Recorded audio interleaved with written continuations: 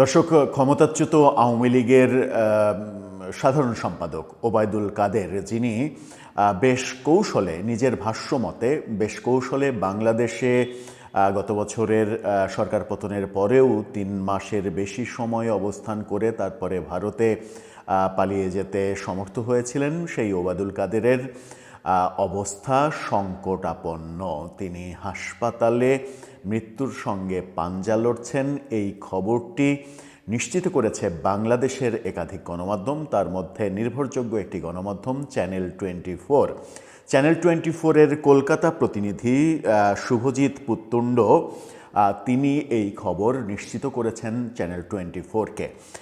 ওবায়দুল কাদেরকে নিয়ে অনেক আলোচনা রয়েছে, অনেক সমালোচনা রয়েছে, আওয়ামী লীগের মধ্যেও অনেক বেশি সমালোচনা রয়েছে ওবায়দুল কাদেরকে নিয়ে। তার অবস্থা আদতে কি, তিনি কোথায় আছেন এই মুহূর্তে, সর্বশেষ কি জানাচ্ছে গণমাধ্যম, চলুন একটু জেনে দেখি এই ভিডিওতে। থাকবেন পলিটিক্স টিভির নিয়মিত আয়োজনে।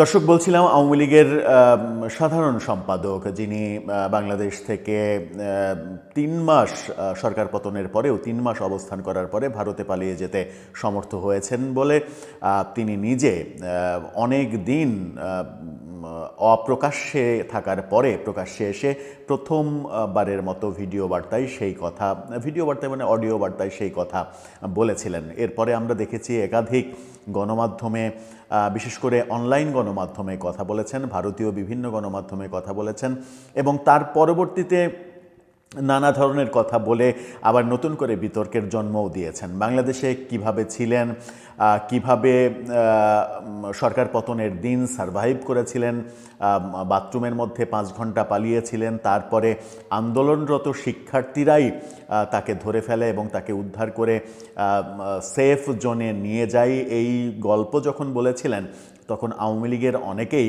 এই গল্পে বিরক্ত হয়েছিলেন যে আন্দোলনকারীরা তাকে সেফ জোনে নিয়ে গেল মানে কি এটা যে আন্দোলনকারীদের সঙ্গে তার কোনো সম্পর্ক ছিল, গোপন সম্পর্ক ছিল, এরকম অনেক সমালোচনা আমরা হতে দেখেছি। সেই ওবায়দুল কাদের এখন হাসপাতালে মৃত্যুর সঙ্গে পাঞ্জা লড়ছেন এমন খবর এসেছে, এমন খবর দিচ্ছে বাংলাদেশের গণমাধ্যম চ্যানেল 24। আমরা এই ভিডিও যখন করছি তখন ভারতীয় তেমন কোনো গণমাধ্যমে এই খবর আসতে দেখিনি, গুরুত্ব সহকারে আসতে দেখিনি। হয়তো গুরুত্বহীন কোনো একটা জায়গায় এখনও তারা প্রকাশ করেছে, তবে গুরুত্বপূর্ণ এই জায়গায় আসতে দেখিনি। তবে বাংলাদেশের একাধিক গণমাধ্যম অনলাইন ভার্সনে এই খবরটাকে লিড নিউজ করেছে। চ্যানেল 24-এর শিরোনামটা দেখে নিন, সেখানে বলা হচ্ছে ওবায়দুল কাদেরের অবস্থা সংকটাপন্ন। জুলাই গণঅভ্যুত্থানের পর ভারতে পালিয়ে যাওয়া ওবায়দুল কাদেরের শারীরিক অবস্থা সংকটাপন্ন।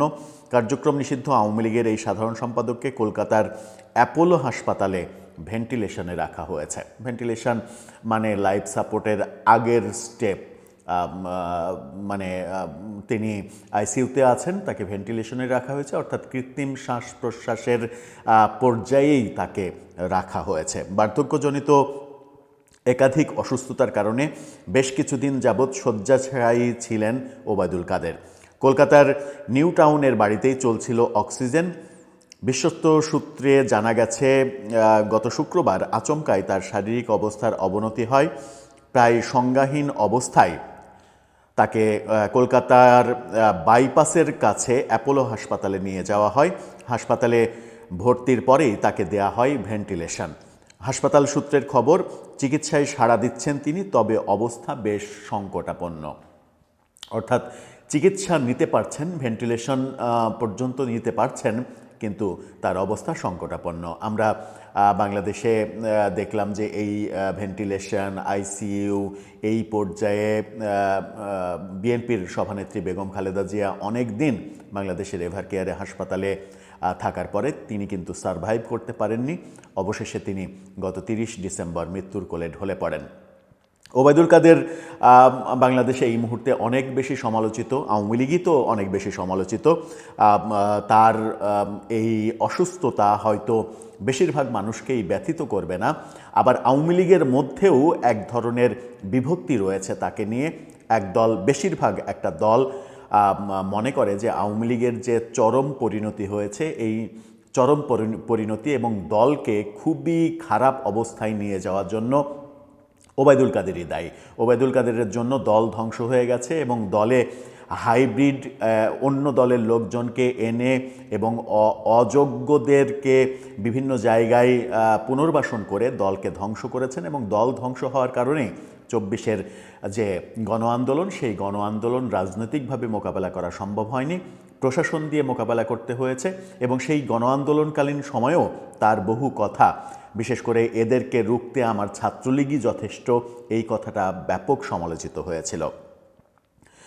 জুলাই গণঅভ্যুত্থানে আওয়ামী লীগের যে ঘটনা, সেই ঘটনার কথাও এখানে বলা হয়েছে। ২০১৬ সালের অক্টোবর থেকে আওয়ামী লীগের সাধারণ সম্পাদকের দায়িত্ব পালন করছেন ওবায়দুল কাদের। এখনও তিনিই দায়িত্বে রয়েছেন, এরকমটাও একটা ভিডিও বার্তায় তাকে বলতে শুনেছিলাম। একটা অনলাইন প্ল্যাটফর্মের সঙ্গে সাক্ষাৎকারে তিনি সেটাই বলেছিলেন যে এখনও তিনিই দায়িত্বে রয়েছেন। ২০১১ সালের ডিসেম্বর থেকে ২৪-এর আগস্ট পর্যন্ত আওয়ামী লীগ সরকারের সড়ক পরিবহন ও সেতু মন্ত্রণালয়ের দায়িত্বে তিনি ছিলেন। আওয়ামী লীগের এই প্রভাবশালী নেতা নোয়াখালী ৫ আসন থেকে টানা ৪ বার সংসদ সদস্য নির্বাচিত হয়েছিলেন। তিনি সাধারণ সম্পাদক হলেন সৈয়দ আশরাফকে সরিয়ে, যেটা নিয়ে সবথেকে বেশি আওয়ামী লীগের মধ্যেই সমালোচনা রয়েছে।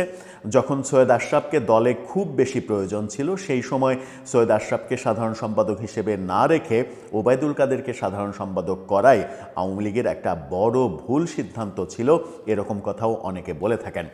তারপরেও এখন যেহেতু তার একেবারে খারাপ সময়, ভেন্টিলেশনে রয়েছেন, এই খারাপ সময়ে তিনি সারভাইভ করতে পারবেন কিনা সেটা যেমন একটা প্রশ্ন, তেমনি বাংলাদেশ সরকার যখন চেষ্টা করছে আওয়ামী লীগের পালিয়ে যাওয়া নেতাকর্মীদের দেশে ফিরিয়ে আনা, বিশেষ করে ভারতে থাকা নেতাদের অন্তত ফিরিয়ে এনে বাংলাদেশে বিচারের মুখোমুখি করার যখন চেষ্টা করছে, তখন ওবায়দুল কাদেরের এই হাসপাতালে ভেন্টিলেশনে থাকা এটা একটা বড় খবর। এই খবর অনেকগুলো যদি কিন্তুর ওপরে নির্ভর করছে। যদি ওবায়দুল কাদের সারভাইভ করতে না পারেন, যদি তার অনাকাঙ্ক্ষিত কিছু ঘটে যায়, তাহলে সেই পরিস্থিতিতেও তাকে বাংলাদেশে ফিরিয়ে আনা যাবে কিনা, সেই মুহূর্তে মানে প্রাণহীন ওবায়দুল কাদেরকে বাংলাদেশ সরকার আদৌ দেশে ফিরতে দেবে কিনা, তিনি দেশের মাটি পাবেন কিনা, এই প্রশ্নটা কিন্তু খুবই গুরুত্বপূর্ণ হয়ে সামনে আসবে সামনের দিনগুলোতে। দর্শক, আপনার কি মনে হয় শেষ পর্যন্ত ওবায়দুল কাদেরের এই অবস্থা এবং এর অবস্থার যদি আরও অবনতি ঘটে, তাহলে পরবর্তী অবস্থা কোন দিকে যেতে পারে? আপনার মতামত জানিয়ে লিখতে পারেন আমাদের কমেন্ট বক্সে।